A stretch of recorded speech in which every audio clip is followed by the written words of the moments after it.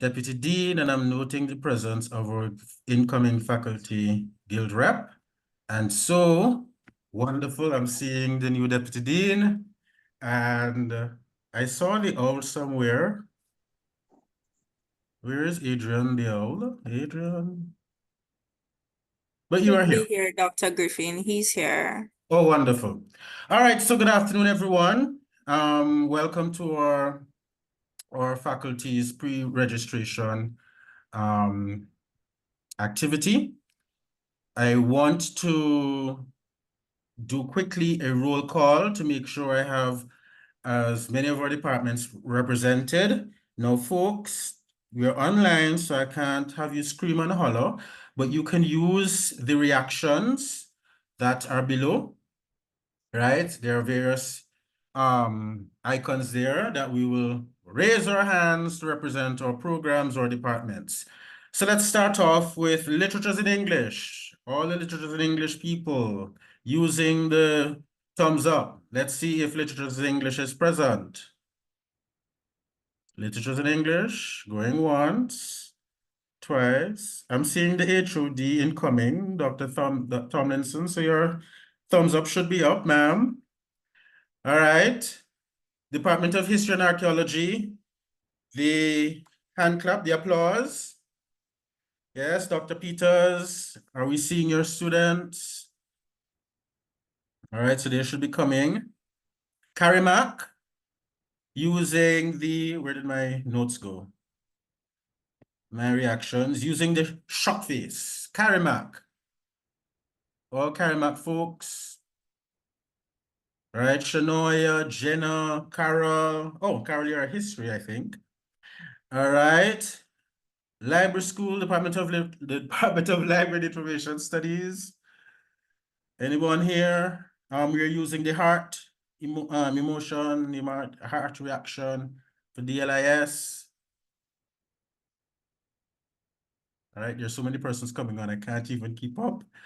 All right, the ta-da for Department of Modern Languages and Literatures. Yes, modern languages here. All right. And who am I missing? ICS, Institute for Caribbean Studies. You're using the smiley face or the laughing reaction, the joy reaction. The room is getting so big, I can't keep up. All right. Department of Language, Linguistics, and Philosophy.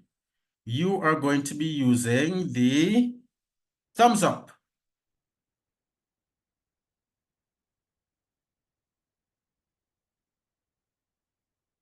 All right, no one is here as yet. And did I cover them all, Dean? There are 8 of them. School of Education. Covered.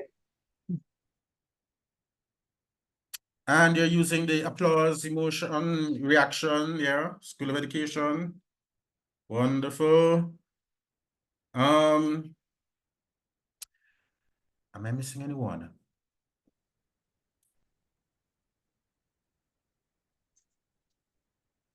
Or affiliated colleges, University, United Theological College of the West Indies, UTCWI, St. Michael's Seminary. You're using the heart emotion. Are you here, St. Michael's, UTCWI?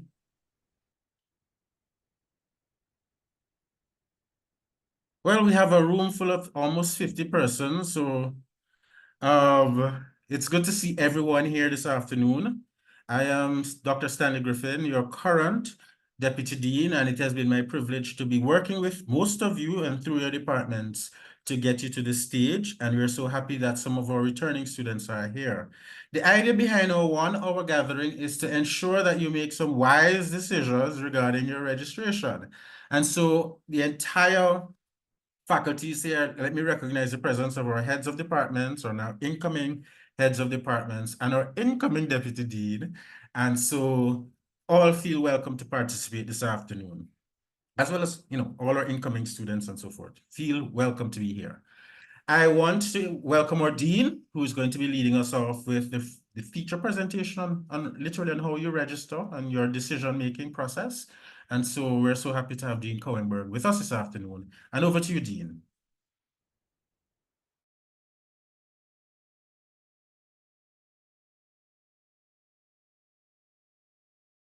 Dean, you're muted. You're still muted.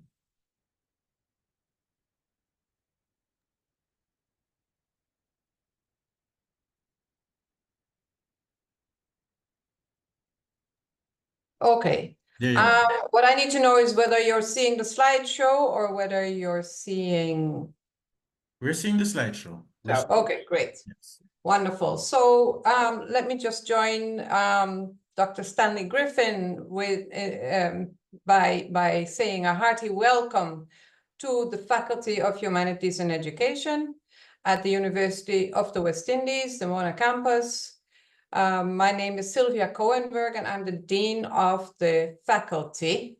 And this, of course, is going to be your place to shine. If you're a brand new student, and if you're a returning student, then I suspect you already know that. I want to look briefly today at our programs, how they are structured, how it is that you select your courses, how you use your undergraduate student handbook, which is going to be a very important guide throughout your program with us. And I'm going to emphasize the importance of academic advising. So to begin, we offer programs in 8 departments and 2 affiliate institutions. And since you have most likely received offers for programs in this faculty, which is the reason that you're here with us today, I'm sure you can pick out the department that you belong to. We offer programs of 4 types: Bachelor of Arts, Bachelor of Fine Arts, Bachelor of Education, and licentiate. Licentiates are offered only in the St. Michael's Theological College, and Bachelor of Education, of course, are offered in the School of Education. Bachelor of Fine Arts programs, of which we have 2, are offered in the Caribbean School of Media and Communication. And outside of that, every department you see listed here, except for School of Education, offers Bachelor of Arts programs. And these programs are structured over 3 program levels. Except for the licentiate is a sort of smaller program, which is for about 60 credits, so it's structured a little differently.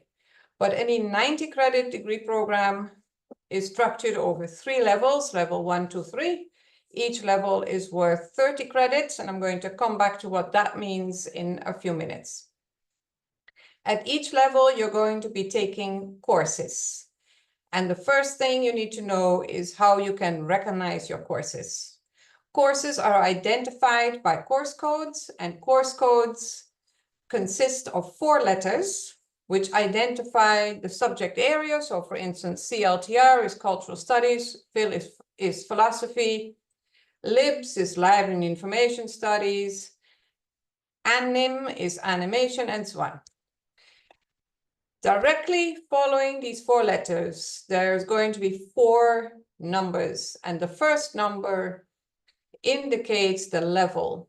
So if the first digit is a 1, then you're looking at a level 1 course. If the first digit is a 2, it's a level 2 course. If the first digit is a 3, it's a level 3 course. And beyond that, you're going to be going to postgraduate courses. So the remaining numeric digits are needed to uniquely identify the course. So as an example, CLTR 1001 is the Introduction to the Study of Culture. CLTR 1803 is the Introduction to the Culture and Creative Industries. You see they're both in cultural studies. They're both at level 1, but they are uniquely identified by the remainder of the digits. On the other hand, a course like PHIL 2006 begins with a 2, so that's a level 2 course, and that's the kind of course that you would not be looking at as yet. Because as a new student, you can only register in courses starting with 1. And even if you're a returning student, if you have not completed a sufficient number of level 1 credits, you will begin to register in level 1 courses. So for full-time students, the 3 levels of the program more or less correspond to year 1, year 2, year 3. If you actually pass all your courses every year, then that is how you would proceed. Level 1 is your first year, level 2 is your second year, level 3 is your third year.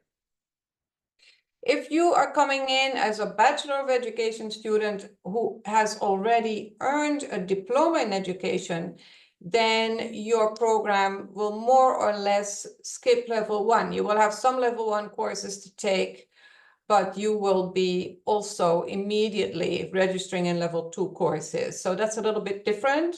On the other hand, if you're coming in as a B.Ed student straight out of high school, then your program is like this. You have level 1, level 2, level 3 to pursue.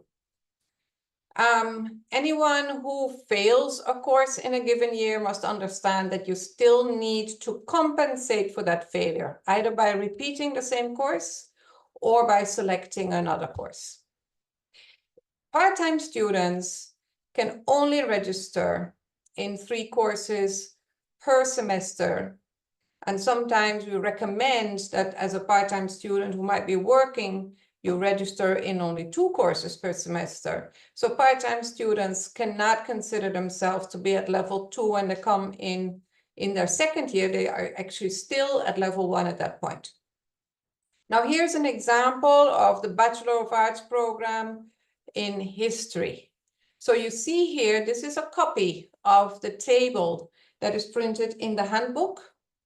You see here that the program is defined over the 3 levels. And at each level, you see some courses listed with specific course codes. HIST 1201, HIST 1704, HIST 1604. So those are required courses that you're expected to take at level 1 of the program. And it says then you need to take at least 1 other history course. That history course must also be at level 1. So that's already 4 courses. In addition, you are required to take some FOUND courses. FOUND is short for foundation, and these FOUND courses that you take at level 1 are the so-called academic literacies courses, courses that assist with critical reading and writing and argumentation. You're also expected to take a foreign language course, unless you already have a foreign language at CSEC or CAPE, in which case it's not a requirement, but you are allowed to do it. And then you see that there is some space here for what we call free electives. And this is a topic that Dr. Griffin will come back to. Free electives are very important if you're pursuing a Bachelor of Arts program, because it means that you could select a secondary specialization for a minor. So the number of credits that you earn at this level should be 30. And that normally means 10 courses with one possible exception. Okay, so let's talk about credits. What are credits? So the degree is built up by earning credits, as I said earlier, 30 credits at each level. So each course you register in is worth a designated number of credits. And if the course is taught over a single semester, it is going to be worth 3 credits. And I have an image here of a registration window. And you see one heading here that says cred. And you see that the credits here is 3. What you see also is that the course is going to require that you spend 3 hours in the classroom. There are 2 hours to spend in a lecture that says here Monday 1 to 3, and another hour to spend in a tutorial. And here you have a choice of tutorial 1 or tutorial 2. So that's a total of 3 hours, and this corresponds to 3 credits. There are a few courses that require more than 3 hours in the classroom, specifically the foreign language courses do. They're still worth 3 credits. Now we have one level 1 course only, which is taught over 2 semesters, and that is FOUND 1019, Critical Reading and Writing in the Disciplines. If you are going to be taking FOUND 1019, then you're going to be registering in that course in semester 1 and again in semester 2. That actually gives you a total of 6 hours, and therefore the course is worth 6 credits. So, as I said here, for registration in the history course, you have a lecture and you have a choice of 2 tutorials. And when you register, you actually need to select the lecture. So in this empty box, you select the lecture, and then you select one of the tutorials. And that is where timetabling is going to become important. You want to make sure that what you select here doesn't clash with other courses. Here for Fountain 19 in semester 1, if this is the critical reading and writing course that you're taking, you're going to need to select a lab hour, and you're going to need to select a seminar, which is for 2 hours. And again, when you make your selection, you need to kind of scroll down to make sure you're making a selection that doesn't clash with other courses. So sometimes it's useful to have a piece of paper at hand and kind of write out what options you have available. When you're selecting, you need to make sure that you select one of what is called each section type. So here you see the heading SEC section. You see that you have a lecture. A lecture is a section type. Here you have no choice. You only have one lecture. You must select it. But tutorial is another selection type. And here you have 2 choices and you can only select one. So one of each section type when you register in a course. And after you've made a registration in a course or several courses, you can actually call up your weekly schedule. In this particular case, in this weekly schedule, you see a student who had classes Monday, Tuesday, Wednesday. The classes included a critical reading and writing course, some courses for the major, and an elective course. And you see how the classes are kind of scattered over the different days. If you know you selected a class and it's not in the timetable, it means that it is clashing with another class that you selected. And that means that you need to change your selection by dropping one of them and choosing a different hour. So a full-time student's registration would be in 5 courses. So this particular example is of a full-time student. In your first semester, you are expected to include a critical reading and writing course in your registration. So that's Fountain 16 or Fountain 19. I'll come back to the choice in a minute. And you're also expected to give priority to courses for your major. So in this case, the major was in history and journalism, and the courses reflect the major. So how do you know what courses are part of your program? And for that, you're going to want to consult the faculty handbook. On the faculty's website, we have a page where the faculty handbooks are listed. So this slideshow is going to be sent out to all students through their departments, and therefore you will have access to the link. But if you go to the UWI-MONA website and you look for the Faculty of Humanities and Education, then on our faculty page, you will also find the link to the handbooks. The handbook for the coming academic year is not yet available. So for now, you can start by looking at the 23-24 handbook, and you can come back to this page for the actual 24-25 handbook, which will be available before we have orientation. Orientation is the last Monday in August, so that's the 26th of August. And for that, we actually want you to come to campus. That orientation is going to be on campus.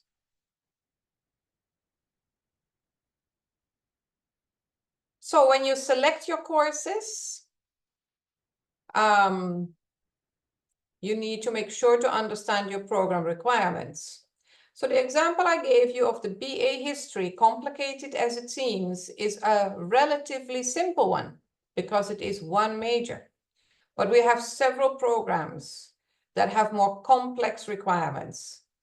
And these programs include the BA Film Studies, the BA Cultural and Creative Industries, the BA Liberal Studies, and the Bachelor of Education programs. And if you are in any of these programs, I strongly advise you don't try to sort out for yourself what courses you should be taking.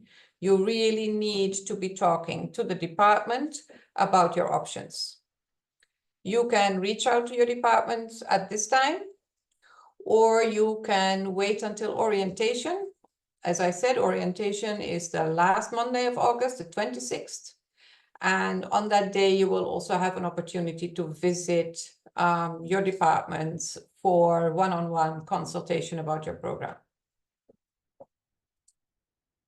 Nevertheless, if you are clear about your choices, then you can visit the registration page at this time, work out your schedule for the week before making your final selection of courses, and keeping in mind that you need to select one of every type of section for a course, so lecture and tutorial, or seminar and lab, and so on.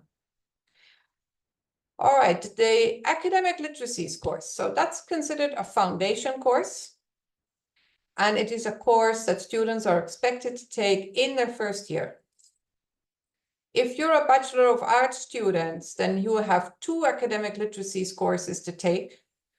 First of all, you have your critical reading and writing course to take. And secondly, you have Found 1002 language argument to take. The critical reading and writing course is the course you register in your first semester. So you have a choice of Found 1016 or Found 1019. You select Found 1016 if you have a 1 in CSEC English A, or a 1 or 2 in Cape Com Studies, or if you did the English language proficiency test and you earned a 1 in that test.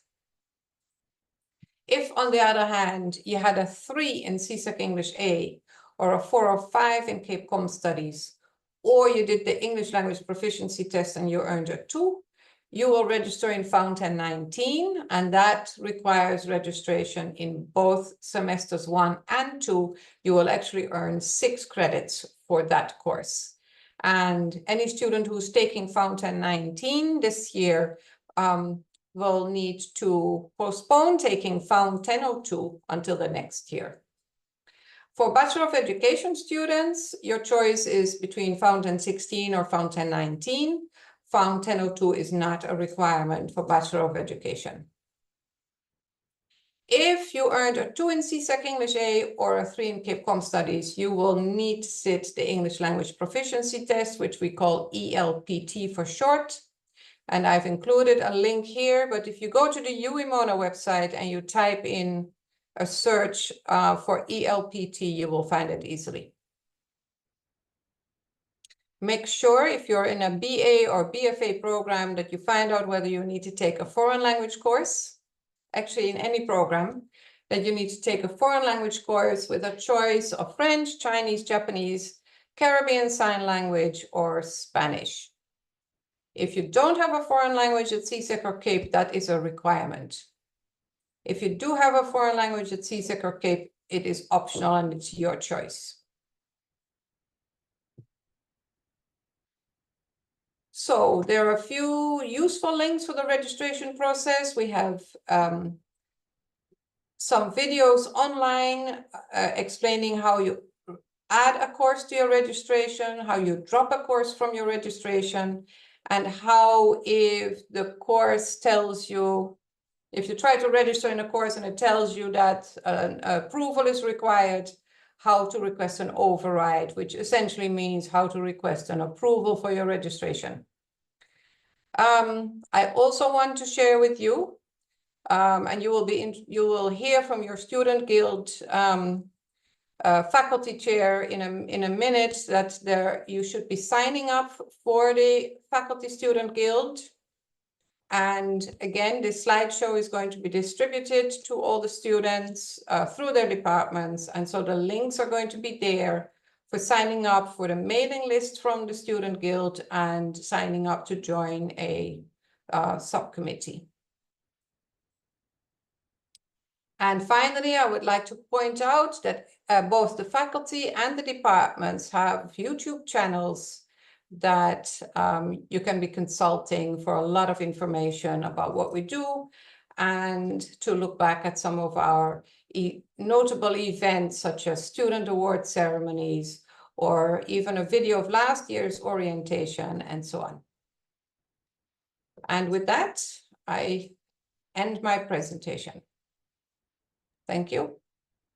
And thank you very much. And so we're going to have the opportunity to take questions in the chat. We will not necessarily have a question and answer period, but our colleagues from the departments and so forth will be willing to answer your questions there.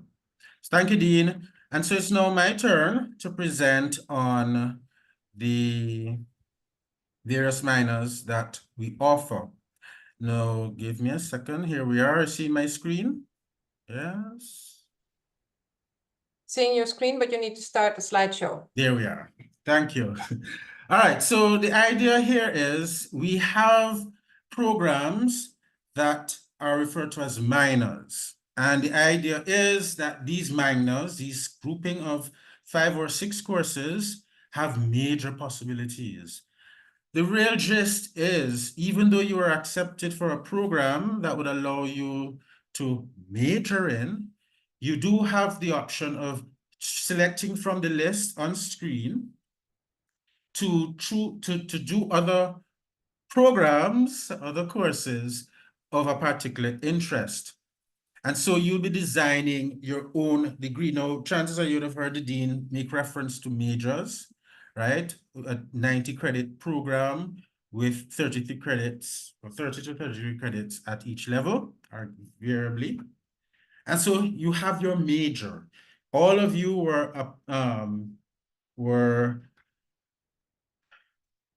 your applications were approved to do a major. But the privilege is yours, starting with the electives that you choose to craft, to take minors. Now, a minor is a secondary area of concentrated study, right? It is not using courses that are outlined as your major, but these are courses that you think you have an interest in. And so Chinese, Mandarin, creative writing, cultural studies, information studies, journalism, literatures in English. We have a new one in religious studies. There are others. There's a new one that's almost ready in leadership and ethical, leadership and ethics. I'm getting it wrong, but it's almost inked and dried for approval. There's integrated marketing communication, sign language, theology. These programs are designed to be complementary to your major. So the regulation says it's a concentrated area, usually of 5 or 6 courses, 15 or 18 credits, depending, mostly comprising of level 2 and level 3, there's a mistake here, courses within the discipline of your choice or based on your personal interest. In other words, your major is what you've signed up for. Your minor is that added value you are creating for yourselves for your degree. It's not mandatory, but based on the electives that you will choose, you could select a group of courses that fit your interest. That group of courses are referred to as minors. Again, the basis of your minor is what the dean spoke to you about, called an elective or a free elective, which is any course that is listed in the faculty handbook or your departmental handbook that is optional. It's not a core course or a required course for your major. What you can do then is be very strategic in choosing elective courses that can be grouped or that are grouped together as a minor. If you're going to choose an elective, especially at your level 1, it would be wise to check out the minor equivalent to see if that minor requires a level 1 starting point. All right, because some minors would require a first course from level 1. Some. Others may just require level 2 and level 3. So in other words, when you are going through your registration and choosing your courses, especially your free elective courses, be very strategic, because you could use this opportunity to craft your own degree by adding minors to your major. Now, according to the regulation coming straight from our handbook, the minor must be declared by the start of semester 1 of your final year. So this focus really is for those of us who are returning to our studies. But for you, the first years who are starting, the level 1 people, the newbies, the outlets, for you to be very strategic from day one in choosing electives that will help you to craft a minor that will be added to your major. All right, so again, the regulations, as I just mentioned, some minors would have level 1 prerequisites. And so you must be very, deliberate in finding that out before you declare the other courses that you will take, which will help you to declare a minor. So, as I said, the list is here and it keeps growing. We have several minors that are being drafted as we speak, but on the screen are those that are officially available for each of you. And again, if you're doing history, you could do a minor in Japanese. If you're doing literatures in English, you could do a minor in information studies. The privilege is yours to really craft a degree program that is unique to you. And so when you cross the stage in your gown, you will actually have your major degree with your degree and including at least one or maximum 2 minors. All right, so be very circumspect, be very strategic in the courses that you take, because they could literally add another component to your degree. So on screen, you're going to be seeing our access point for all our programs and courses, with thanks to Ms. Stevenson, who is our marketing officer. If you have your devices out now, please attach them to the screen. Make sure you can access all our programs and courses. You will have to be in contact with your departments and your program coordinators, your level coordinators, your undergraduate coordinators to help you select your courses and programs. But think about this as you're going on. You are all majors, but the privilege is yours to add minors to your major degree. All right, that's it for me. Let me stop sharing. And the privilege is now mine. So think on that. The privilege is now mine to introduce you to your incoming faculty guild representative. He is Adrian McCarthy. Oh, McCarthy? Did I mispronounce? I'm so sorry. Sir Adrian, are you here? I'm here. And you're willing to Yes, share? it is Adrian McCarthy. Right, there you are. I'm not sure if I'm being seen. I think I am. So good afternoon, first year students of the Faculty of Humanities and Education. As you would have heard, Dr. Owlets, so the pleasure is mine to now dub you as Owlets of our faculty. Now, it is my task, of course, just to briefly discuss student life with you guys. And all I'll really ensure that you are aware is that for this academic year, we plan to focus on the diverse and talented set that are as humanities and education students. So you will see us focusing on, your academic life, be it regarding your mentorship or us focusing on specific topics that come from your department. And in addition to that, we will also be looking at the holistic development of you as an owl, or as an owlet becoming an owl. And we have so many activities planned for you. So even if you're from modern language or from Karamak, language, linguistics, and philosophy, no matter the department that you are from, you will most definitely be engaged by us, your guild committee. Now, just to ensure that you are aware of, what we are and what we do for you, we are your faculty guild committee. And what is that? That is really the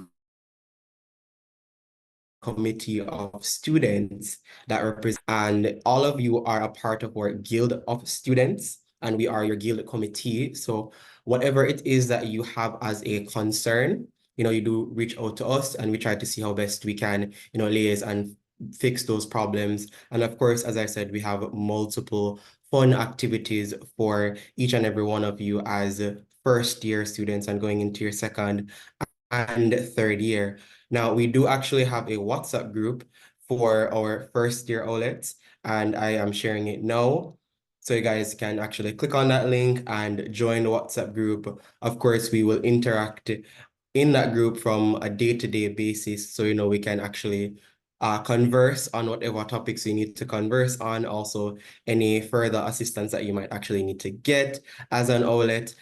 So it's really your community there as a first-year student to interact with myself and also your representatives there. We also, I see, we talked about the subcommittees. So if you are a passionate student leader, you might have been on student council, or you are just now interested in, being a part of the committee. So, you can reach out to our guild committees or even be me next year. You can actually apply to our subcommittees. We do actually open applications shortly, so you can look out for that. So I think that should really conclude anything or most of what I wanted to say. But of course, we will be talking more and more as we go forth. You'll see me at all of your orientations, because of course, I represent you and your interests. Oh, yes. And also, I want you to ensure that you're following our social media pages. We have our Instagram page, we have our TikTok pages. Of course, these are going to be shared in our WhatsApp groups so that you can be aware of the student representative pages and your faculty admin pages, so that you can be kept abreast of, what's going on the student end and what's going on the admin end. So you will actually see all of these links, because it's a lot of links that you guys will be seeing, because, we want to ensure that every body of students is actually represented in here at Humanities and Education, because you will definitely see that, hey, no matter what you identify as or where you come from, you will see that you have representation here in the Faculty of Humanities and Education. All right, so I think I would hand back over to Dr. Griffin if there's anything else that's needed of me. That's it. Thank you very much. All right, and so we are a faculty in transition. Lots are happening, and so you have a new faculty rep, and the dean will now introduce to you your incoming deputy dean.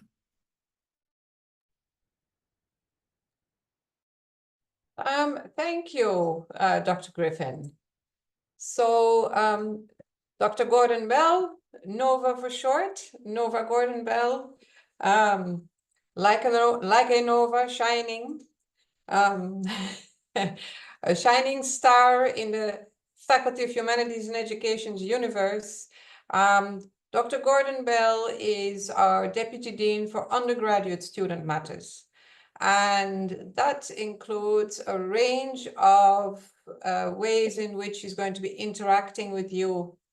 And that can vary from reaching out to you to participate in all sorts of sessions that we will be holding to support your success as a student and your welfare as a student.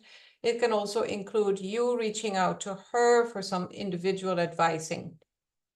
So all students should expect to hear from Dr. Gordon Bell in the course of the academic year.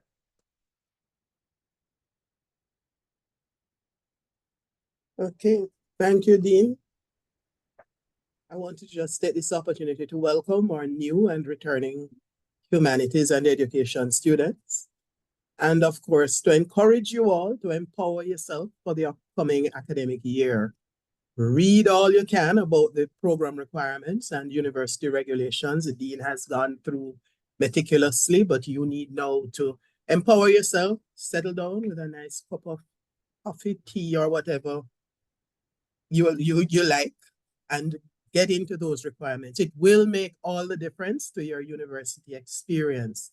It's also good preparation for your professional lives to read the details, read the regulations, read the program requirements. Reading for your degree begins with reading program, course information, and university regulations. And of course, ask questions. We're happy to guide you. So we look forward to seeing you in August. Welcome again. And let me just support that message again. Ask for guidance, ask questions, ask for guidance.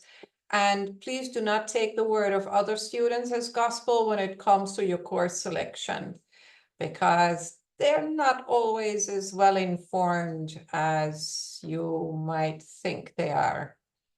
So we're there to answer those questions. Reach out to us. Thank you very much, Dean, and thank you very much, Dr. Gordon Bell. I want to just bring to your attention, hopefully you're seeing the slide. Ms. Stevenson, our marketing officer, insists that I ensure that you get this QR code.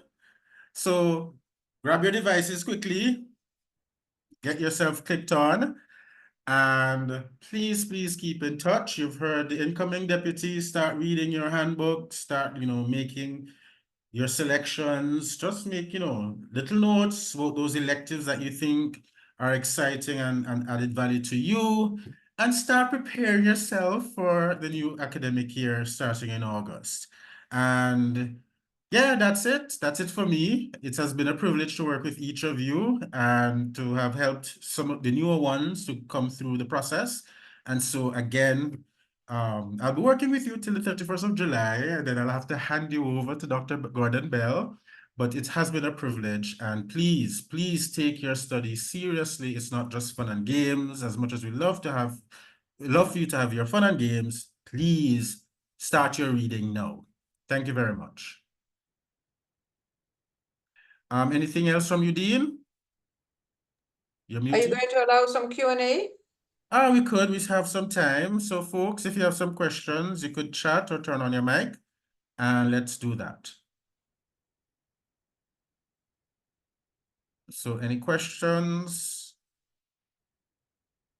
comments, concerns? We're all satisfied with what we heard. It seems as if we're all very happy. Guys, first year students, I know it can be daunting to speak to, admin or lecturers and everything, but definitely if you see a pressing question that you have, if you want to know something about, registration or anything, let us know so that they can answer your questions. I see Deandra has a question there. If you got a 1 in English but a 4 in Cape Com Studies, can you still choose Fountain 16? Yes, you can, because the 1 in CSEC English A means that you can register in Fountain 16.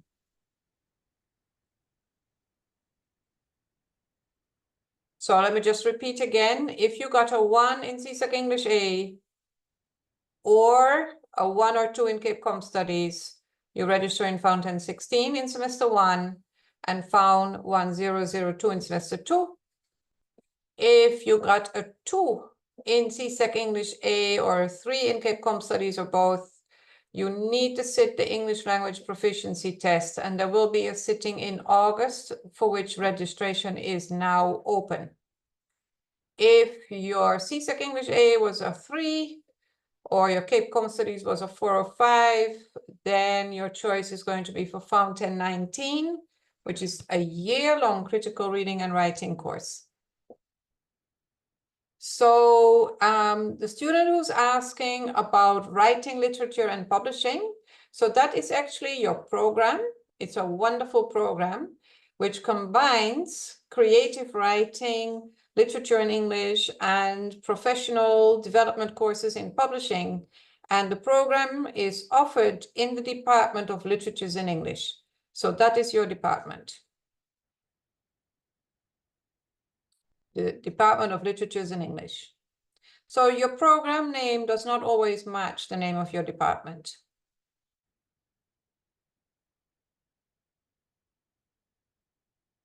Question there, when should we start selecting courses and electives? So once you have been accepted into a program and you have accepted the offer, you can actually begin to register. But the important point that I made was that you should really familiarize yourself with your program structure and get some advice from the department. So don't start registering willy-nilly, please, because we get a number of we every year we have students who've made bad choices, and it always comes back to bite them. And of course, that's an expensive bite because every course costs you more than $30,000.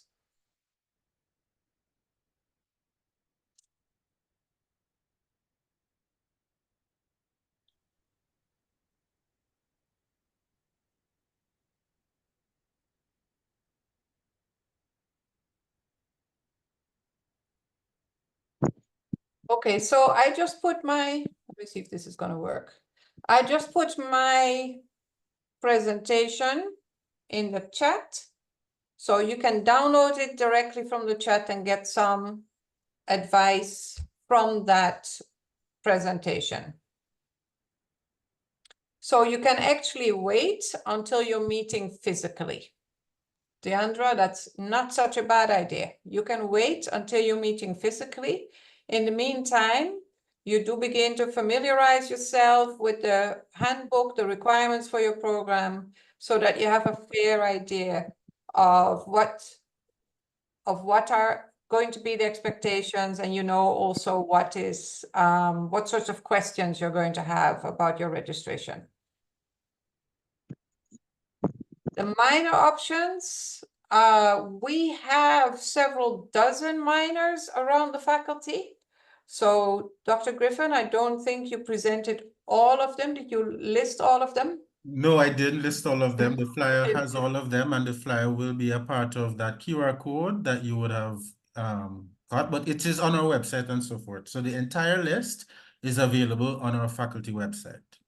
And do you want to bring up that QR code again, maybe? Oh, sure, yes. Give me a second.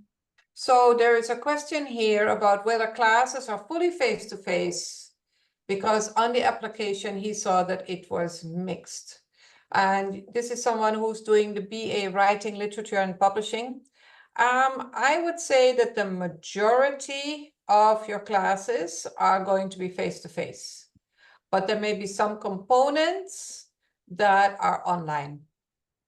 But the majority of your classes are going to be face-to-face. So we really like having you in the classroom for, that's the best context really for interaction.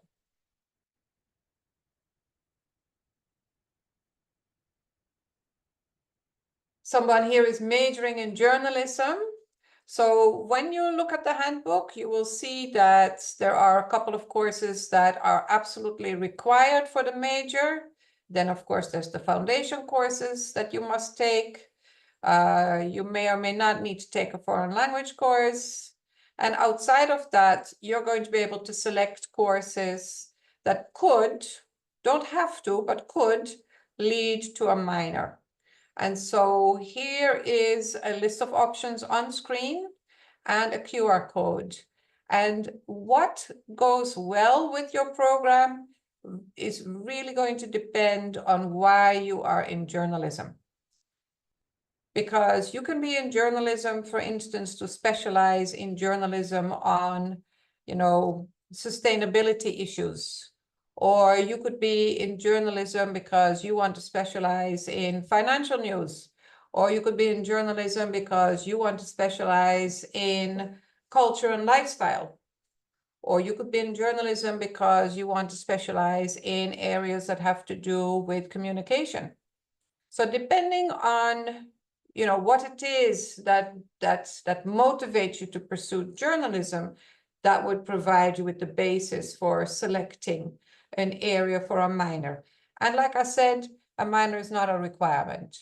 But if you're going to have a secondary specialization, it might as well be in a minor. And by the way, the foreign languages also provide you with options for a minor. You could be minoring in Spanish, in Japanese, in Chinese, in Caribbean Sign Language, or in French.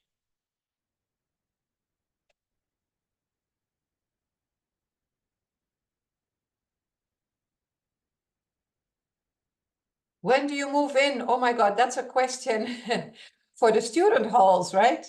Yes, they need to reach out to the halls, and the halls will let you guys know, because moving day is it's dependent on which hall you will be moving into. So you may need to email or call the hall that you might have already signed up for or gotten acceptance to. Thank you for that, Adrian McCarthy. And someone here, Dean's office says that moving days are normally the 3rd week of August. So that would be the week before orientation. And remember again, orientation, 10 a.m. in this faculty on the 26th of August, that's a Monday.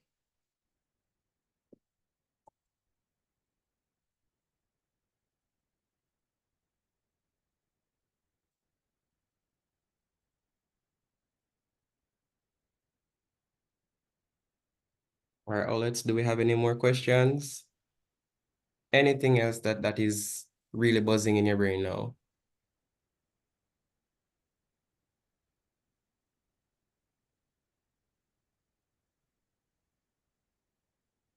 What if you fail a course for a minor? Okay, so first of all, as I said earlier, minor is not a requirement.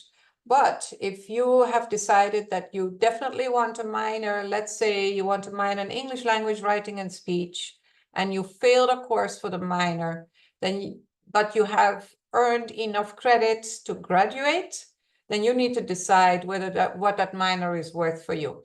Do you want to stick around and complete the minor, or do you want to drop it because you have earned enough credits to graduate? That will be your choice. So the handbook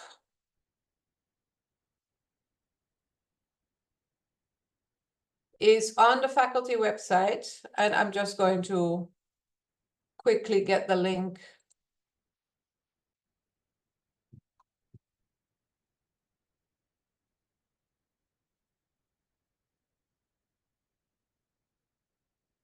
And I've posted the link in the chat. And just a reminder that the most recent handbook on site right now is for the academic year that we've just completed, 23-24. So you can start by looking at that, but do please come back later on when the 24-25 handbook is there, because that is the book that will guide your program.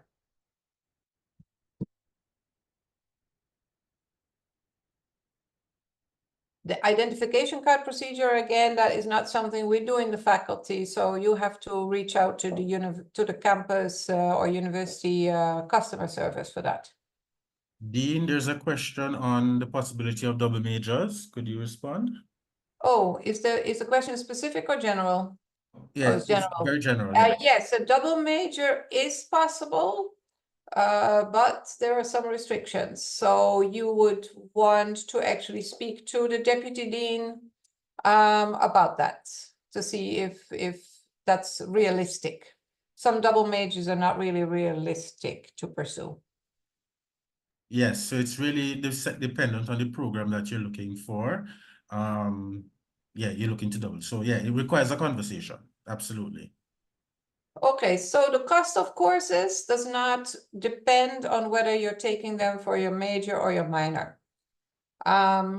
So depending on the program you're in, there's a tuition fee that you will need to pay. And for that tuition fee is going to be the same no matter what courses you're taking in that program. Whether the courses are for your major or your minor doesn't make a difference. And 30,000, that was just an approximate figure, okay? It might be 34,000 or something like that.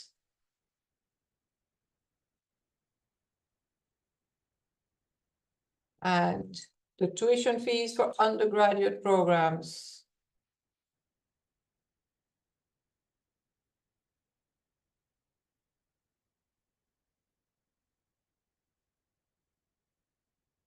Okay, the link for the tuition fees is in the chat. So scroll back in the chat for a couple of links and also for the presentation that I made at the start of today's session.